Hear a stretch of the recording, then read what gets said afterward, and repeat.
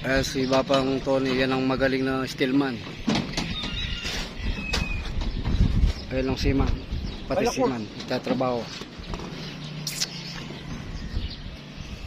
Yan, layout sa electrical. Yan o, Mundo Karayat.